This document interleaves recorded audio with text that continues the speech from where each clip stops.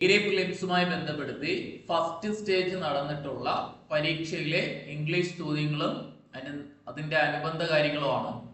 ഇപ്പൊ അടുത്ത് വരാൻ പോകുന്ന പരീക്ഷയ്ക്ക് നമുക്ക് അതുമായി ബന്ധപ്പെടുത്തിയ കാര്യങ്ങൾ പഠിച്ചു വെക്കേണ്ടത് വളരെ ഉപകാരപ്രദമാകും.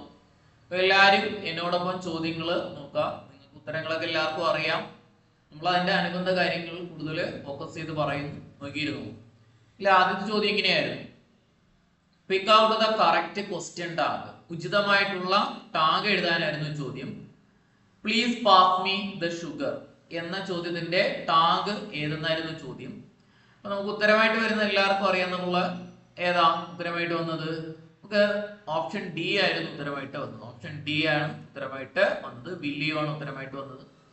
ക്വസ്റ്റ്യൻ ടാഗില് നമ്മൾ പറഞ്ഞു ഇമ്പരേറ്റീവ് സെന്റൻസുകളുടെ ടാഗ്. ഇമ്പരേറ്റീവ് സെന്റൻസുകളുടെ ടാഗ് എങ്ങനെ മനസ്സിലാക്കാം? ഇമ്പരേറ്റീവ് ആണെന്ന് വെർബിലോ അല്ല എങ്കിൽ പ്ലീസ് എന്ന് പറയുന്ന വാക്കിലോ അല്ല എങ്കിൽ കൈൻഡ്ലി എന്ന വാക്കിലോ അല്ല എങ്കിൽ ബി അല്ലെങ്കിൽ ഡോണ്ട് ഈ വാക്കിൽ തുടങ്ങുന്ന സെന്റൻസുകളുടെ കോമൺ ടാഗ് വില്ലിയു ആകുന്നു. ഇത്തരം സെന്റൻസുകളുടെ കോമൺ ടാഗ് ഏതാ?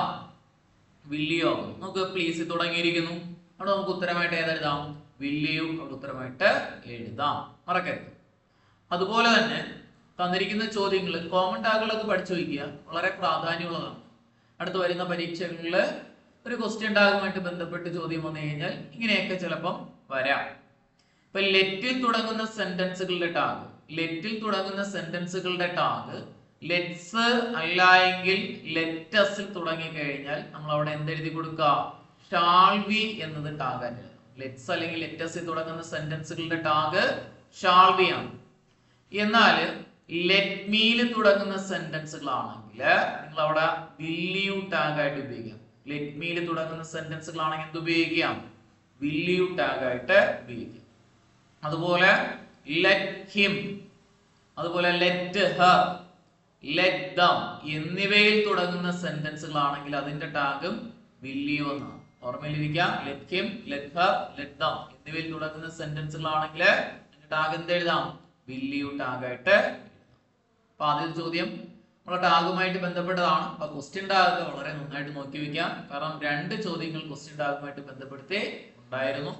വരാൻ പോകുന്ന പരീക്ഷയിൽ ഒരു ചോദ്യം ക്വസ്റ്റ്യൻ ടാഗിൽ നിന്ന് ഉണ്ടായിരിക്കാം. അടുത്ത ചോദ്യം നോക്കിയേ.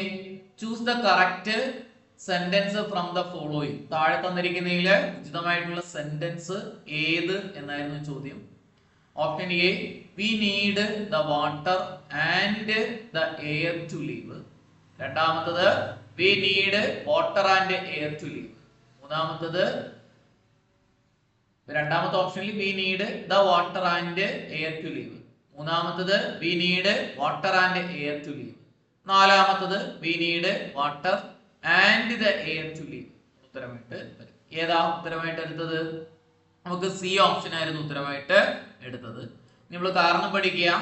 നമ്മൾ വാട്ടർ എന്ന് പറയുന്നതും അതുപോലെ എയർ എന്ന് പറയുന്നതും അൺകൗണ്ടബിൾ നൗണുകളാണ്. വാട്ടർ എന്ന് പറയുന്നതും എയർ എന്ന് പറയുന്നതും അൺകൗണ്ടബിൾ നൗണുകളാണ്. ഇത്തരം അൺകൗണ്ടബിൾ നൗണുകൾക്ക് മുന്നിൽ ആർട്ടിക്കിള് ഉപയോഗിക്കരുത്. അൺകൗണ്ടബിൾ നൗണുകൾക്ക് മുന്നിൽ എന്ത് വേണ്ട? ആർട്ടിക്കിള് വേണ്ട. ആർട്ടിക്കിളായിട്ട് ഉപയോഗിക്കുന്ന വാക്കുകൾ ഏതൊക്കെയാ? എ, അതുപോലെ ആൻഡ്, എന്നിവ വേണ്ട. അൺകൗണ്ടബിൾ നൗണുകൾക്ക് മുന്നിൽ ആർട്ടിക്കിൾ വേണ്ട. ആദ്യത്തെ ചോദ്യത്തിൽ കണ്ട ദ വാട്ടർ, ദ എയർ എന്നാണ് കിടക്കുന്ന, വരില്ല. രണ്ടാമത്തിൽ ദ വാട്ടർ എന്ന് വന്നിട്ടുണ്ട്, വരില്ല. മൂന്നാമത്തിൽ ദ എയർ എന്ന് വന്നിട്ടുണ്ട്, വരില്ല. നമ്മൾ പഠിച്ചതാണ് ആർട്ടിക്കിൾ വളരെ പ്രാധാന്യമുള്ളതാണ്. ഡാഷ് കഴിഞ്ഞിട്ട് കിടക്കുന്ന വാക്ക് ഉച്ചരിക്കുമ്പോൾ ആ മുതൽ അം വരെയുള്ള ഏതെങ്കിലും അക്ഷരത്തിലാണെങ്കിൽ നമുക്ക് അവയ്ക്ക് മുന്നിൽ എന്ത് ചേർക്കാം? ആൻഡ് ചേർത്ത് പറയാം. അങ്ങനെ അല്ല എങ്കിൽ എ ചേർത്ത് പറയാം. ഇതാക്കി നമ്മൾ കോഡ് വെച്ചിട്ടാണ് പഠിച്ചത്. ദ പ്ലസ് പ്രിസൺ എന്ന കോഡ് വെച്ചിട്ടാണ് പഠിച്ചത്. അപ്പൊ ആർട്ടിക്കിൾ ഒന്ന് നന്നായിട്ട് നോക്കി വെക്കുക.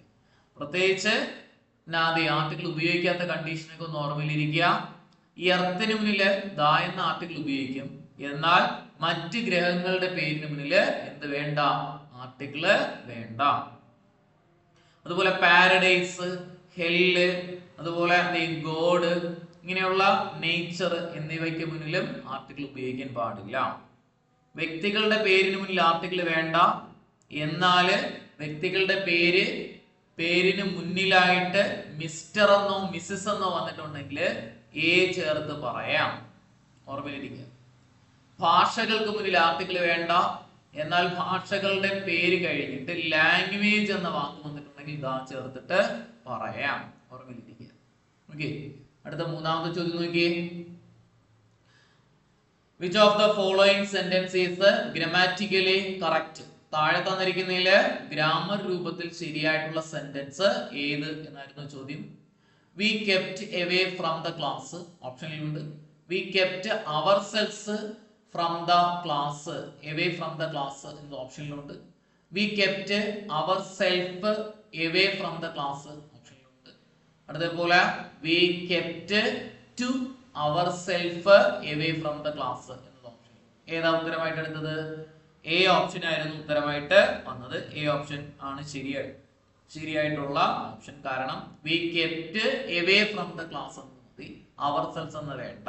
നമുക്ക് ഇതില് ourselves ഒന്നാമത്തേൽ വന്നിട്ടുണ്ട്. രണ്ടാമത്തെ ഈ ourself എന്ന് പറയുന്നത് തെറ്റാണ്. മൂന്നാമത്തേൽ ourself തെറ്റാണ്. ഈ രണ്ടിലും അല്ലെങ്കിൽ മൂന്നിലും നാലിലും ourself എഴുതിയിരിക്കുന്നത് തെറ്റാണ്. അവർ സെൽസ് എന്നാണ് പറയുന്നത്, അവർ സെൽഫ് എന്ന് പറയാറില്ല.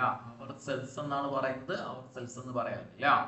എന്നാൽ ഈ അവർ സെൽഫിന്റെ ഉപയോഗം ആ സെന്റൻസിനകത്ത് വേണം അല്ലെങ്കിൽ വേണ്ട, വേണമെന്നില്ല. അടുത്ത ചോദ്യം നോക്കിയേ. Identify the simple sentence from the following. താഴെ തന്നിരിക്കുന്നതില് സിമ്പിൾ സെന്റൻസ് ഏത് എന്നാണ് ചോദിച്ചിരിക്കുന്നത്. The doctor admitted that he was helpless. The doctor admitted his helplessness ഓപ്ഷനിലുണ്ട്. അതേപോലെ doctor admitted that he is helpless എന്നത് ഓപ്ഷനിലുണ്ട്. അതേപോലെ none of the above. ഏതാ ഉത്തരം? B option ആണ് ഉത്തരമായിട്ട് വന്നത്. ബി ഓപ്ഷൻ ആണ് ഉത്തരമായിട്ട് വന്നത്. കാരണം സിമ്പിൾ സെന്റൻസ് എന്താണെന്ന് ചോദിച്ചു കഴിഞ്ഞാൽ പൂർണ്ണ അർത്ഥമുള്ള സെന്റൻസുകളെ സിമ്പിൾ സെന്റൻസ് എന്ന് പറയാം. അതുപോലെ ചില സെന്റൻസുകള് in spite of, അതുപോലെ despite, besides, അതുപോലെ in spite of, despite, besides, ing, അതുപോലെ 2+v1, 2, enough to, ഈ വാക്കുകളൊക്കെ വരുന്ന സെന്റൻസ് എല്ലാം സിമ്പിൾ സെന്റൻസ് ആണ്.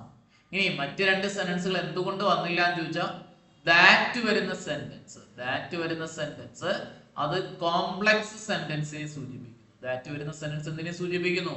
കോംപ്ലക്സ് സെന്റൻസിനെ സൂചിപ്പിക്കുന്നു. അല്ലേ?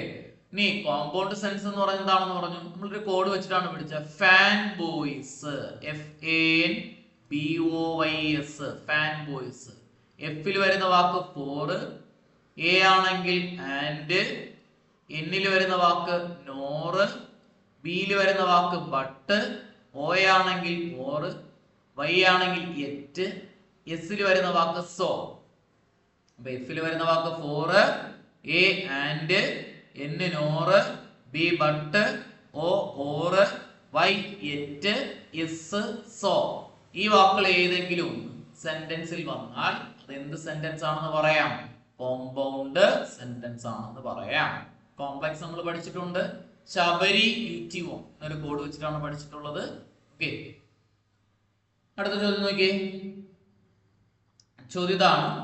Which is the correct preposition to be used in the following sentence? അപ്പൊ തന്നിരിക്കുന്ന സെന്റൻസിൽ ഉചിതമായിട്ടുള്ള പ്രിപ്പോസിഷൻ ഉപയോഗിക്കാനാണ്. It is very rude to point dash the people. To ഉണ്ട്, അറ്റ് ഉണ്ട്, ബൈ ഉണ്ട്, ഫോർ. ഏതാ?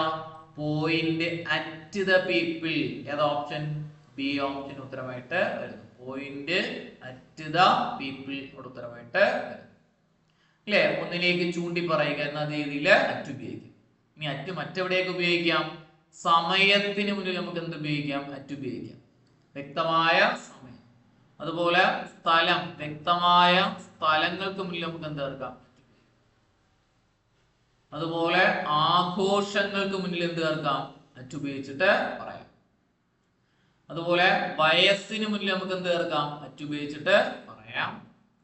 വില എണ്ണം, വില, എണ്ണം, അതുപോലെ തൂക്കം, സ്പീഡ് എന്നിവയ്ക്ക് മുന്നിൽ നമുക്ക് എന്ത് ചേർക്കാം? അറ്റ് ഉപയോഗിക്കാം.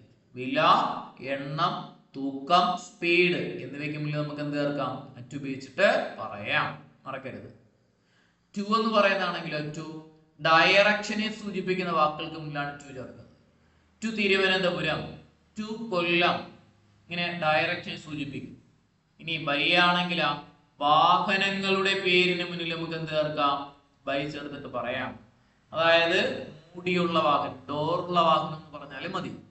By car, by bus, by jeep, by aeroplane, ഇങ്ങനെയുള്ള വാക്കുകൾക്ക് മുന്നിൽ ബൈ ചേർക്കാം.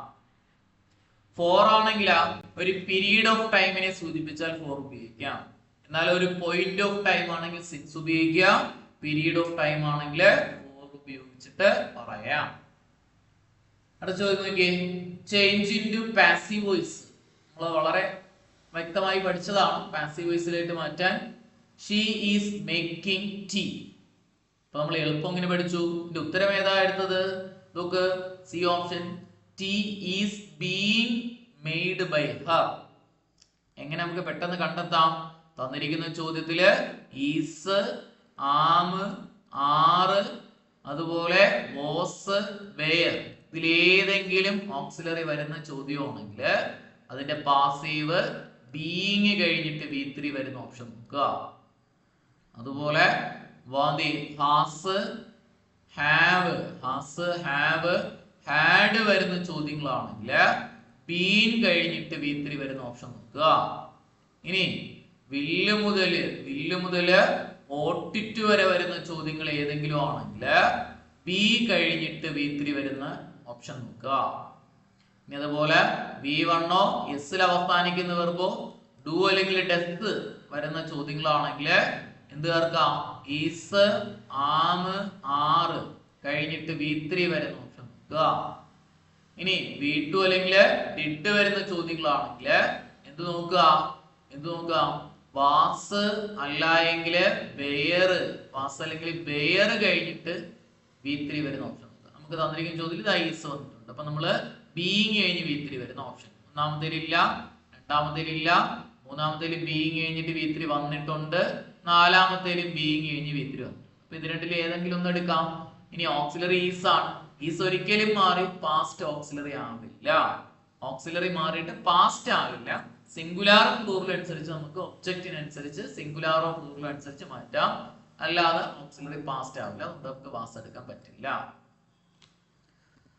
അടുത്ത ചോദ്യം നോക്കിയേ. Here is the book that you asked. ഏതാ ആസ്ക്ഡ്? വളരെ എളുപ്പമുള്ള ചോദ്യം. Asked four, D option. Asked four, നീ ചോദിച്ച ബുക്ക് ഇതാ എന്നർത്ഥത്തിൽ പറയുന്നു. ഓൺ എന്ന് പറഞ്ഞാൽ ഒന്നിന് മുകളിൽ എന്ന അർത്ഥത്തിലാണ് ഉപയോഗിക്കുന്നത്. ഡോർ ഇല്ലാത്ത വാഹനങ്ങൾ സഞ്ചാരമാർഗമാക്കിയാൽ ഓൺ ഉപയോഗിക്കാം. ഡോർ ഇല്ലാത്ത വാഹനങ്ങൾ സഞ്ചാരമാർഗമാക്കിയാൽ ഓൺ ഉപയോഗിക്കാം. തീയതികൾക്ക് മുന്നിൽ, പൂർണ്ണമായ തീയതികൾക്ക് മുന്നിൽ ഓൺ ഉപയോഗിക്കാം. ആഴ്ചകളുടെ പേരിന് മുന്നിൽ നമുക്ക് എന്ത് ചേർക്കാം? ഓൺ ഉപയോഗിച്ചിട്ട് പറയാം. ആഴ്ചകളുടെ പേരിന് മുന്നിൽ ഓൺ ഉപയോഗിച്ചിട്ട് പറയാം. ഓപ്പൺ പ്ലേസിലാണ് ജോലി ചെയ്യുന്നത് എന്ന് കാണിക്കാൻ ഓൺ ഉപയോഗിക്കാം. ഓപ്പൺ പ്ലേസിൽ ജോലി ചെയ്യുന്നു എന്ന് കാണിക്കാൻ വേണ്ടിയിട്ട് ഓൺ ഉപയോഗിക്കാം. ഇനി OFF ആണെങ്കിലോ കെടുത്തുക അല്ലെങ്കിൽ ശമിപ്പിക്കുക, please switch off your phone, ഇങ്ങനെ ഓഫ് ആക്കുക എന്ന അർത്ഥത്തിൽ ഓഫ് ഉപയോഗിക്കും. ഇനി OF ആണെങ്കിലോ ഒരു കാരണത്തെ സൂചിപ്പിക്കാൻ വേണ്ടിയിട്ടാണ് ഓഫ് ഉപയോഗിക്കുന്നത്. ഒരു കാരണത്തെ സൂചിപ്പിക്കാൻ വേണ്ടിയിട്ട് ഓഫ് ഉപയോഗിക്കും. അടുത്ത ചോദ്യം നോക്കിയേ. ചോദ്യം ഇതാണ്. ചോദ്യം നോക്ക്. ദാറ്റ് ഈസ് ദ, ഈ ചോദ്യം നോക്കണ്ട, അത് അടുത്ത നമുക്ക് പഠിക്കാം. That is the dash bracelet I have ever seen. That is the dash bracelet I have ever seen. Pretty ഓപ്ഷനിലുണ്ട്, പ്രിറ്റിയസ്റ്റ് ഓപ്ഷനിലുണ്ട്, മോർ പ്രിറ്റി ഉണ്ട്, മോസ്റ്റ് പ്രിറ്റി ഉണ്ട്. ഏതാ ഉത്തരമായിട്ട് വരുന്നത്? നമുക്ക് തന്നിരിക്കുന്ന ചോദ്യത്തിൽ നമുക്ക് ഉത്തരമായിട്ട് എടുക്കുന്നത് സി ഓപ്ഷൻ ആയിട്ടുള്ള പ്രിറ്റിയസ്റ്റ് ആണ്. ഇനി കാരണം എന്താ? തന്നിരിക്കുന്നതില് ഡിഗ്രീസ് ഓഫ് കമ്പാരിസണുമായി ബന്ധപ്പെട്ട ചോദ്യം. ദാ കഴിഞ്ഞിട്ട് ഡാഷ് വന്നാൽ സൂപ്പർലേറ്റീവ് ഡിഗ്രി ഉത്തരം. സോ അല്ലെങ്കിൽ അസ് കഴിഞ്ഞിട്ടാണ് ഡാഷ് വരുന്നതെങ്കിൽ പോസിറ്റീവ് ഡിഗ്രി ഉത്തരം.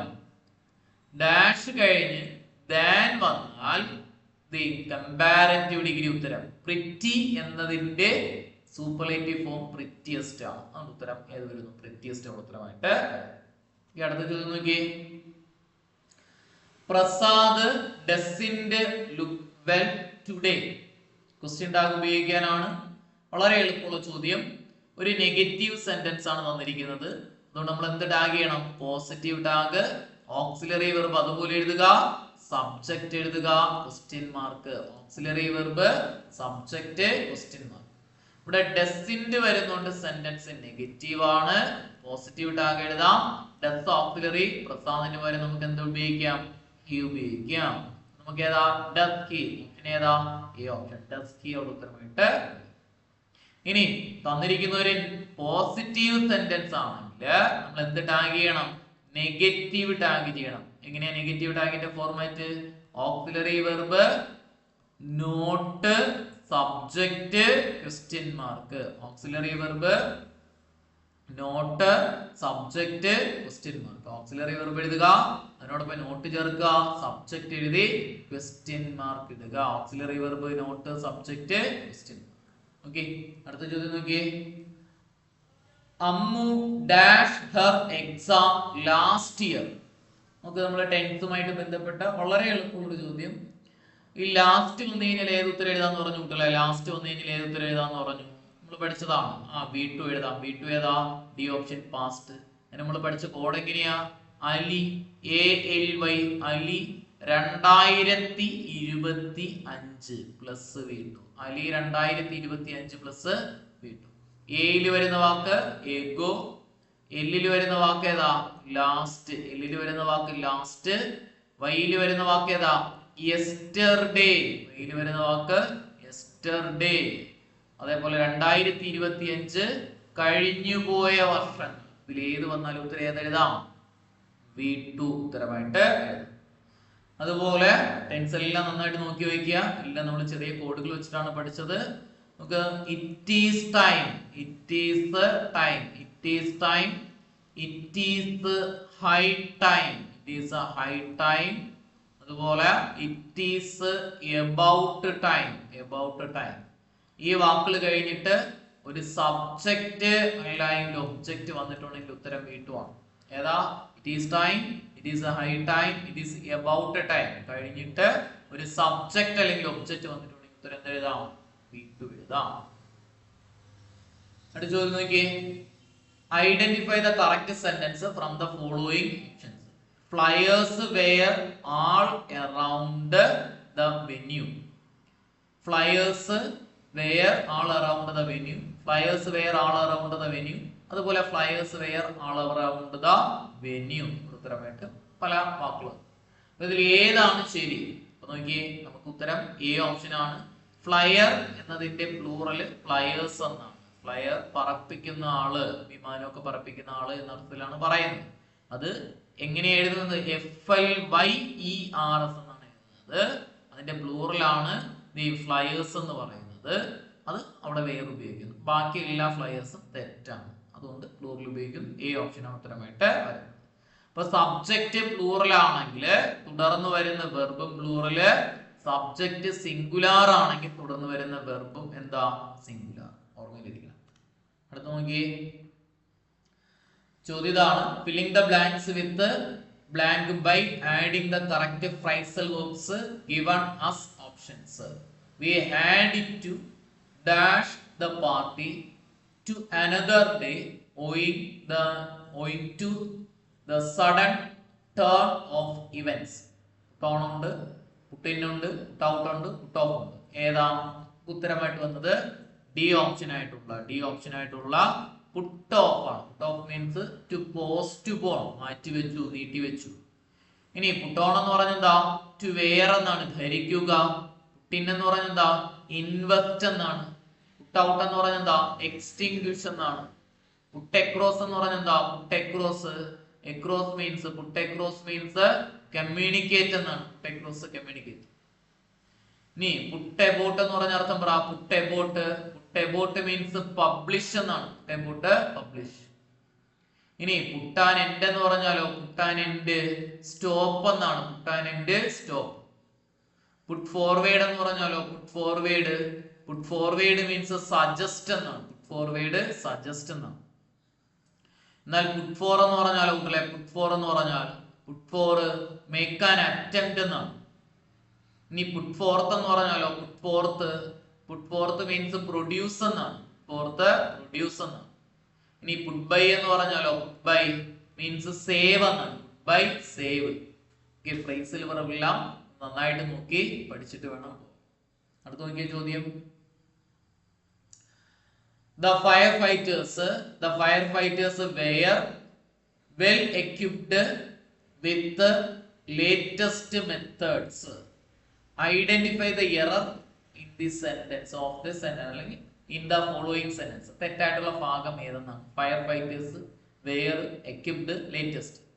അപ്പോൾ നമുക്കിവിടെ ഉത്തരമായിട്ട് വന്ന് നിങ്ങൾ എടുത്തിരിക്കുന്നത് ഫയർ ഫൈറ്റേഴ്സ് ആണ്. അപ്പൊ അതിൽ തെറ്റുണ്ട്. എന്താണ് ഈ ഫയർ ഫൈറ്റേഴ്സിലെ തെറ്റെന്ന് ചോദിച്ചു കഴിഞ്ഞാൽ ഫയർ ഫൈറ്റേഴ്സ് എന്നത് ഒരു കോമ്പൗണ്ട് വേർഡ് ആണ്. അവ എഴുതുമ്പം ചേർത്താണ് എഴുതേണ്ടത്. അതൊരു ക്ലോസ്ഡ് കോമ്പൗണ്ട് വേർഡ് ആണ്. അത് ചേർത്താണ് എഴുതേണ്ടിയിരുന്നത്. എന്നാൽ മറ്റൊരു തെറ്റും കൂടെ ഉണ്ട്. ലേറ്റസ്റ്റ് എന്നത് തെറ്റാണ്. ലേറ്റസ്റ്റിന് മുന്നിൽ ദാ വരണം. ലേറ്റസ്റ്റ് എന്നത് സൂപ്പർലേറ്റീവ് ഡിഗ്രി, അതിന് മുന്നിൽ ദാ വരണം. ഇവിടെ ദാ വന്നിട്ടില്ല. അതും ഒരു തെറ്റാണ്. അപ്പൊ അതിൽ തെറ്റുണ്ട്, എയിലും തെറ്റുണ്ട്. അപ്പൊ ആ ചോദ്യത്തിൽ 2 തെറ്റാണ് ഉണ്ടായിരുന്നത്. അപ്പോൾ ചോദ്യത്തിന് ഉത്തരം എടുത്തിരിക്കുന്നത് എ ആണ്. ചിലപ്പോൾ അത് ഒഴിവാക്കാൻ സാധ്യതയുള്ള ഒരു ചോദ്യമാണ്. അപ്പൊ നമ്മൾ ആ 2 കാര്യങ്ങളൊന്നും ഓർമ്മയിലിരിക്കുക. ഫയർ ഫൈറ്റേഴ്സ് ഒരു കോമ്പൗണ്ട് വേർഡ് ആണ്. എന്താണ് ഈ കോമ്പൗണ്ട് വേർഡ് എന്ന് ചോദിച്ചു കഴിഞ്ഞാൽ 2ഓ അതിലധികമോ മീനിങ് വരുന്ന വാക്കുകളെ ചേർത്ത് മൂന്നാമതൊരു അർത്ഥം തരുന്ന വാക്കുണ്ടാക്കിയാൽ അതിനെ പറയുന്ന പേര് കോമ്പൗണ്ട് വേർഡ്. നമുക്ക് 3 ടൈപ്പ് കോമ്പൗണ്ട് വേർഡ് ആണുള്ളത്. ഒന്ന് open compound word, closed compound word, hyphenated compound word. ഇങ്ങനെ നമുക്ക് 3 എണ്ണം ഉള്ളത്. ഓപ്പൺ കോമ്പൗണ്ട് വേർഡ് വാക്കുകൾക്കിടയിൽ സ്പേസ് വരുന്നു. ക്ലോസ്ഡ് കോമ്പൗണ്ട് വേർഡ് വാക്കുകൾ ചേർത്ത് എഴുതുന്നു. ഹൈഫണേറ്റഡ് കോമ്പൗണ്ട് വേർഡ് വാക്കുകൾക്കിടയിൽ ഹൈഫൺ വരും. ഇത് ഫയർ ഫൈറ്റേഴ്സ് എന്നത് ഒരു ക്ലോസ്ഡ് കോമ്പൗണ്ട് വേർഡ് ആണ്. അവ ചേർത്താണ് എഴുതേണ്ടിയിരുന്നത്. ഓക്കെ, അടുത്ത ചോദ്യം. ചോദ്യതാണ് identify the correct spelled word. Spelling correct ആയിട്ടുള്ള വേർഡ് ഏതെന്നാണ്. കൺസൈൻഷ്യസ് എന്നതിന്റെ സ്പെല്ലിംഗ് ഏതെന്നാണ്. ബി ഓപ്ഷൻ ആണ് ഉത്തരമായിട്ടത്. CONSCIENTIOUS ആണ് ഉത്തരമായിട്ട് വരുന്നത്. ബി ഓപ്ഷൻ ആണ്. അപ്പൊ സ്പെൽ ചെക്കില് കോമൺലി ചോദിക്കുന്ന കുറച്ച് സ്പെല്ലിംഗ് ഒക്കെ വായിച്ചിട്ട് വേണം പോവാൻ, പ്രത്യേകിച്ച് പാഠപുസ്തകവുമായി ബന്ധപ്പെട്ട്. നോക്കി അടുത്തത്. തന്നിരിക്കുന്ന ബോൾഡ് ലെറ്റർ തന്നിരിക്കുന്ന വാക്കിന്റെ സിനോണിം ആയിട്ട് വരാൻ സാധ്യത, എക്സാക്ട് മീനിങ് വരാൻ സാധ്യത ഉള്ളത് ഏത് എന്നാണ്. To go abroad was the most frivolous decision taken by her. ഇപ്പൊ ഫ്രിവോളിയസ് എന്നതിന്റെ മീനിങ്, ഫ്രിവോളിയസ് മീൻസ് വളരെ എന്തെന്ന് പറയാ വളരെ നിസ്സാരമായിട്ടുള്ളത് എന്നർത്ഥത്തിൽ വരുന്നു. അങ്ങനെ വരുന്ന ഓപ്ഷൻ ഏതാ? സി ഓപ്ഷൻ ആണ് ഉത്തരമായിട്ട് വരുന്നത്.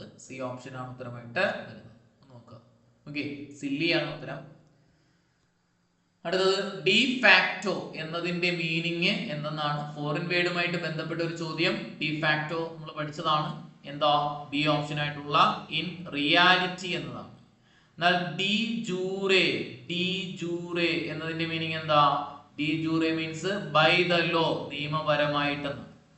എന്നാൽ ഇപ്സോ ജൂറേ എന്നതിന്റെ മീനിങ് എന്താ? അതും ബൈ ദ ലോ എന്നതാണ്. അതേപോലെ അൾട്ടിമോ എന്നതിന്റെ മീനിങ് എന്താ? അൾട്ടിമോ എന്നതിന്റെ മീനിങ് ലാസ്റ്റ് മന്ത് എന്നാണ്. അൾട്ടിമോ മീൻസ് ലാസ്റ്റ് മന്ത് എന്നാണ്. ആബിനിഷ്യോ എന്നതിന്റെ മീനിങ് എന്താ? ആബിനിഷ്യോ മീൻസ് ഫ്രം ദ ബിഗിനിങ് എന്നാണ്. ആബിനിഷ്യോ ഫ്രം ദ ബിഗിനിങ്. എന്നാൽ ആബ് ഒറിജിൻ എന്നതിന്റെ മീനിങ് എന്താ? ആബൊറിജിൻ എന്നതിന്റെ മീനിങ് എന്താ? ഫ്രം ദ ഒറിജിനൽ എന്നാണ്. അതേപോലെ അഡ്ഹോക്ക് എന്നതിന്റെ അർത്ഥം എന്താ? അഡ്ഹോക്ക് എന്നതിന്റെ അർത്ഥം ഫോർ എ സ്പെഷ്യൽ പർപ്പസ് എന്നാണ്. Ad hoc means for a special purpose എന്നാണ്. ബെല്ലാഡൊന്ന എന്നതിന്റെ മീനിങ് എന്താ? ബെല്ലാഡൊന്ന പ്രിറ്റി വുമൺ എന്നാണ്. Belladonna pretty woman. Status quo എന്നതിന്റെ മീനിങ് എന്താ?